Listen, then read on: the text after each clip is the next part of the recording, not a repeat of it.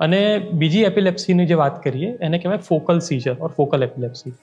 Focal એટલે it comes from the word focus, એટલે બ્રેનમાં કોઈ એક ચોક્કસ ફોકસમાંથી ખેંચના તરંગો ઉત્પન્ન થાય અને મગજના બાકી હિસ્સાઓમાં ફેલાય, એને ફોકલ એપિલેપ્સી કહેવાય.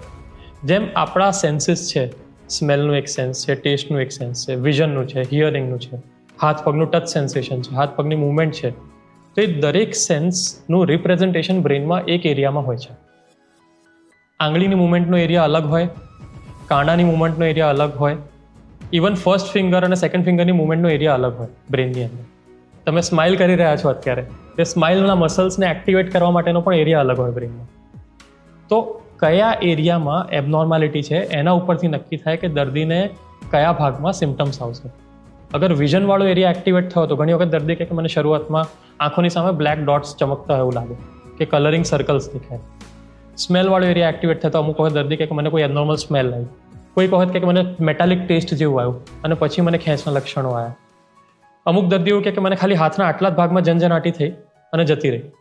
અમુક દર્દીઓ કે મને પાયલો ઇરેક્શન થયું, ખાલી રૂવાટા ઊભા થઈ ગયા. અમુક દર્દીઓ કે મારું ખાલી મોઢું એક તરફ વાંકું થઈ ગયું.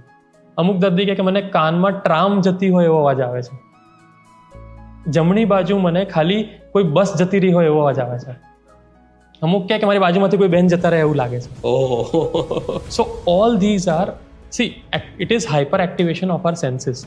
જે સેન્સીસ આપણા નોર્મલી છે એને એબનોર્મલ રીતે કોઈ રીતે એક્ટિવેટ થઈ જાય તો અમુક દર્દીઓને એવું લાગે કે હું આ જગ્યા પર આ જ કોન્વર્સેશન હમણાં કરી ચૂક્યો છું પહેલાં, દેજાવું. અમુક દર્દીઓને એવું લાગે કે જે વારંવાર સેમ રસ્તેથી જતા હોય અને કંઈક આ તો કોઈ નવી જગ્યાએ આવી ગયું જમાય એવું. તો આ બધા સિમ્ટમ્સ થઈ શકે છે. આને ફોકલ એપિલેપ્સી કહેવાય.